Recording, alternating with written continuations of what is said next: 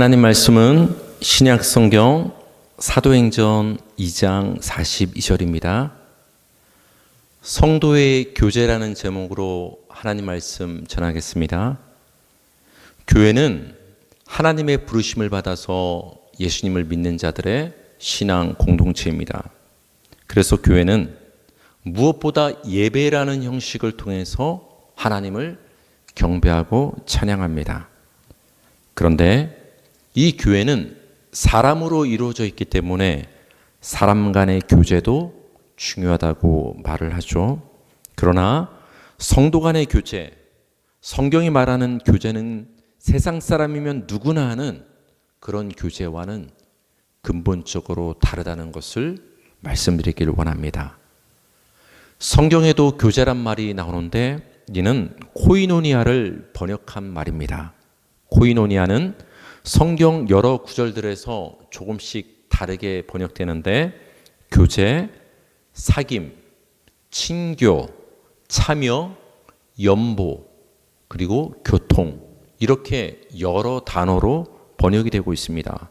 먼저 교제로 번역된 구절을 살펴보겠습니다. 고린도전서 1장 9절 너희를 불러 그의 아들 예수 그리스도 우리 주와 더불어 교제하게 하시는 하나님은 미쁘시도다. 하나님은 우리를 부르셨는데 하나님이 우리를 부르신 중요한 목적 중에 하나는 뭐냐? 하나님의 아들이신 예수 그리스도와 교제하게 하시기 위해서 우리를 부르셨다. 이렇게 말을 해주고 있습니다. 이 교제란 말을 비슷한 말로 하면 사귐이란 말로 할 수가 있겠죠. 우리 요한일서 1장 3절 우리가 보고 들은 바를 너희에게도 전함은 너희로 우리와 사귐이 있게 하려 함이니 우리의 사귐은 아버지와 그의 아들 예수 그리스도와 더불어 누림이라. 요한 사도가 자신이 보고 들은 바를 전하는 목적, 다시 말하면 복음을 전하는 목적은 복음을 전하는 자와 듣는 자 사이에 사귐이 있게 하기 위해서, 교제가 있게 하기 위해서 복음을 전하는 것이라고 얘기를 합니다. 그런데 이 성도 간의 사귐 교제는 세상의 인간적인 교제가 아니라 먼저 예수님과 하나님과의 사귐을 가진 자들이 그 다음에 복음 안에서 사귐과 교제를 하는 것이 성도의 교제라고 분명하게 얘기를 해줍니다. 그렇다면 예수님과 교제한다는 것은, 예수님과 사귐을 갖는다는 것은 무슨 말이죠? 교제라는 말을 참여란 말로 번역된 부분이 있습니다. 그 부분을 살펴보면 예수님과 교제한다는 것, 우리가 예수님과 하나님과 사귐을 갖는다는 것은 어떤 의미가 있는가를 알 수가 있습니다. 고린도전서 10장 16절에서 17절 우리가 축복하는 바 축복의 자는 그리스도의 피에 참여함이 아니며 우리가 떼는 떡은 그리스도의 몸에 참여함이 아니냐. 떡이 하나요 많은 우리가 한 몸이니 이는 우리가 다 한 떡에 참여함이라. 바울 사도가 성찬의 의미에 대해서 말하는 부분입니다.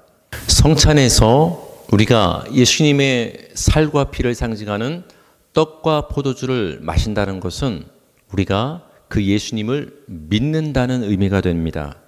따라서 성찬을 통해서 예수님의 몸과 피에 우리가 참여한다는 것은 믿음을 통해서 예수님과 한몸됨을 의미합니다.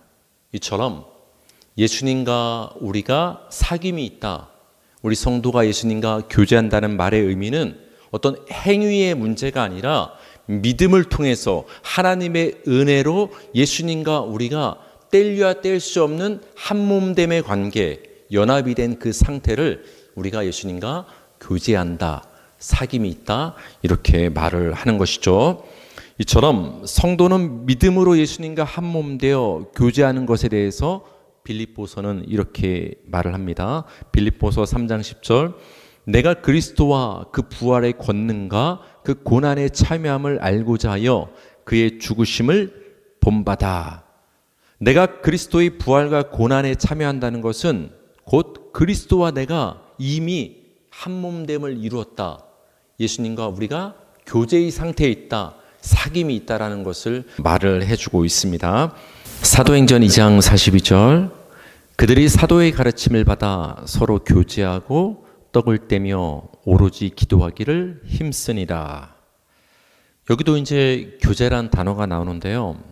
초대교회 우리 신앙의 선배님들이 서로 교제했다는 것은 어떤 의미가 있을까요?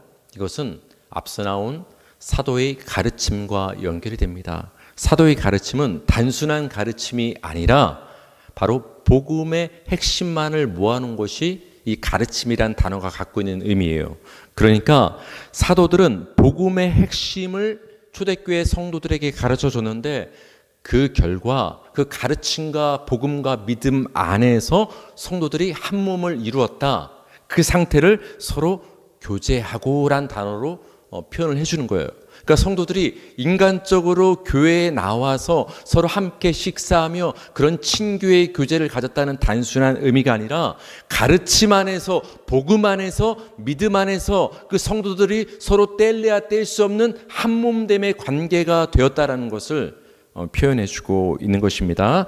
그러니까 성도 간의 교제는 어떤 사람들 사이의 행위를 말하는 것이 아니라 예수님의 십자가로 말미암아 우리가 예수님과 한 몸이 되고 그리고 나서 그 예수님을 믿는 성도들이 머리이신 예수님을 중심으로 한 몸 연합을 이루는 것을 그 상태를 우리는 성도 간의 교제가 있다라고 얘기를 하는 것입니다.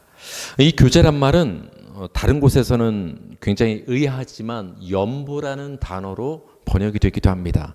우리 로마서 15장 26절 이는 마게도냐와 아가야 사람들이 예루살렘 성도 중 가난한 자들을 위하여 기쁘게 얼마를 연보하였습니다. 여러분 연보가 뭐죠? 우리 연보하면 구제헌금, 헌금이란 단어와 연결을 시킵니다.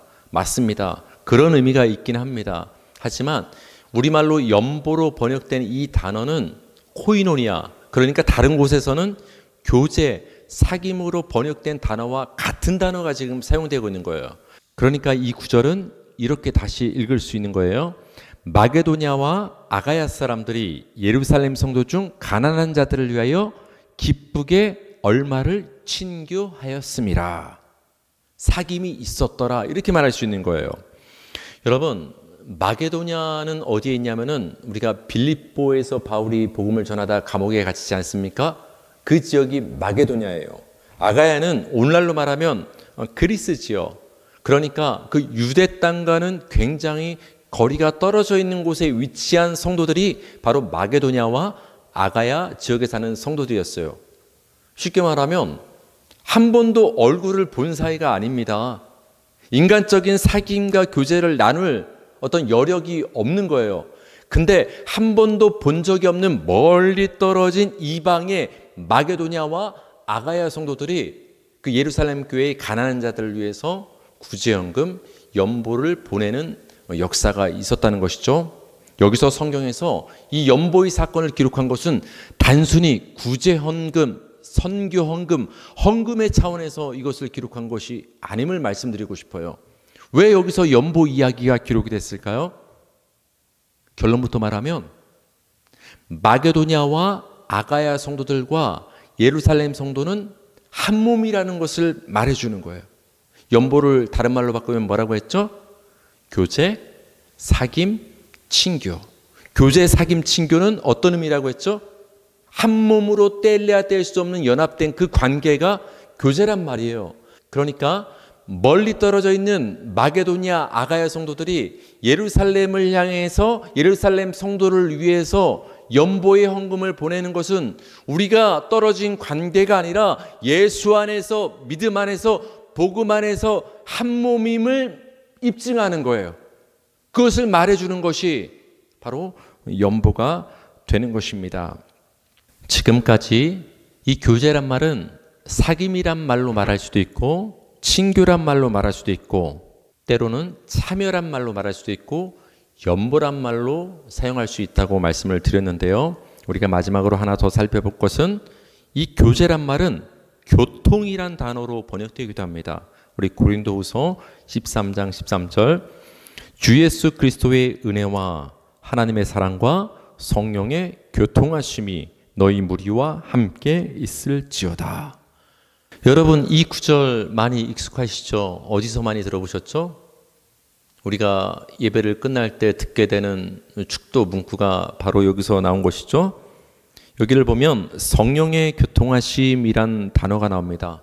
여기서 이 교통이란 단어가 바로 교제와 같은 단어예요. 그러니까 다시 말하면 성령의 교통하심은 성령의 교제케 하심, 성령의 친교케 하심, 사귀게 하심이라고 우리가 말할 수 있어요. 그러니까 축도를 할 때 우리 성도님들에게 성령의 교통하심이 있기를 원합니다. 이 말은 성령의 능력을 힘입어 우리 성도들 사이에 하나됨, 한몸됨, 연합됨이 잘 지켜지기를 원합니다. 라고 축복하는 의미가 있는 것입니다. 사랑하는 성도님들, 성도의 교제는 단순히 인간적인 교제를 말하는 것이 아닙니다. 인간적인 친교와 교제가 목마르다면 세상의 수많은 모임, 동호회를 찾아가면 됩니다.